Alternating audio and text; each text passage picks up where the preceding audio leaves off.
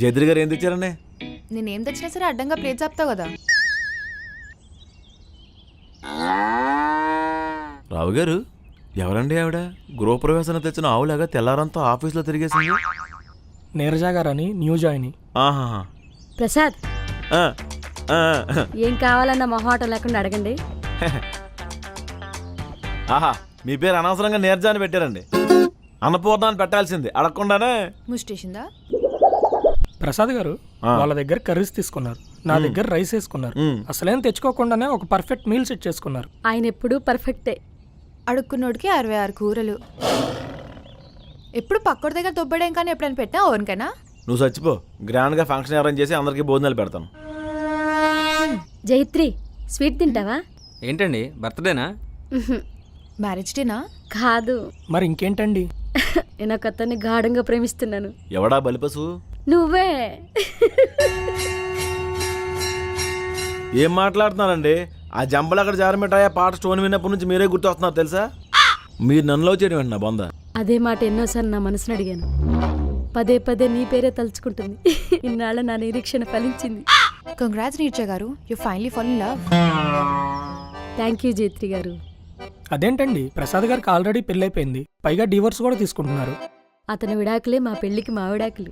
ఓహో. ఆ? ఏమండి మీరు సిగ్గుపడుతుంటే ప్రాతాత్మ పరవశించినట్టు ఉంది తెలుసా? ప్రేతాత్మలో కూడా ప్రేమను చూసే మనసునిది. ఈ రోజు నుంచి నువ్వే నా రాజా, నేనే నీ రాణి. ఆ? ఏం మాటల?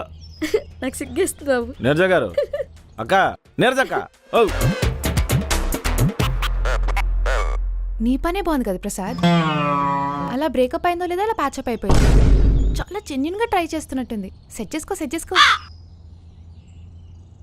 అలా బలవంతం పెడుతుంది ఏంటి రావు గారు? మనం ప్రేమించే వాళ్ళకన్నా మనల్ని ప్రేమించే వాళ్ళు దొరకటం అదృష్టం అండి. రావు గారు రక్తాలు వచ్చినట్టు కొట్టేస్తానండి. ఆవిడని చూసారా? పూర్ణంబూరు నేల మీద దొర్లుకుంటూ వెళ్తే ఎలా ఉంటుందో అలా ఉంది. ఆవిడకి నాకు లవ్ ఏంటండి? అందాన్ని కొరుకు తింటారండి. అర్థం చేసుకునే భార్య దొరకటం అదృష్టం. అంతేలేండి సార్. అనుకోగా ఉంటే అమ్మాయి అంటాం, అర్థం చేసుకుంటే భార్య అంటాం. అర్థం లేకపోయినా నిస్వార్థంగా ప్రేమించేదాన్ని అమ్మ అంటాం. బ్రేకప్ గట్టిగా తగిలేసినట్టుంది ప్రసాద్ గారు. మరే everybody should be at conference at sharp 2:30. Karthik message పెట్టి వచ్చింది ఆల్రెడీ. ఓకే. అందరూ వచ్చినట్టేనా? హా కార్తిక్. మీటింగ్ ఎజెండా ఏంటి కార్తీక్? ఎజెండా ఏంటయ్యా? మనం అసెంబ్లీలో ఉన్నావా? నీ తెలుగు మాకు తెగులు తెప్పిస్తుంది తెలుసా? కార్తీక్, తెలుగు మాట్లాడడం తప్పు నేరమో కాదు. తెలుగు మాట్లాడినోడు తెంగరోడు కాదు, ఇంగ్లీష్ మాట్లాడినది ఐన్స్టీను కాదు. నిజానికి భావానికి భాష అక్కర్లేదు, సైకిల్తో కూడా సంక్లిష్టంగా చెప్పొచ్చు. Karthik, I'm still learning English. Of course English plays major role in our lives. It's just a language to communicate like C++, Java, Oracle. మా ప్రాబ్లం నీకు ఇంగ్లీష్ రాదని కాదు ప్రసాద్, నీకు వర్క్ కూడా రాదు. నోటికొచ్చింది వాగుతావు. తన గురించి మనకు తెలిసిందే కదా. మీటింగ్ పాయింట్ ఏంటి కార్తిక్?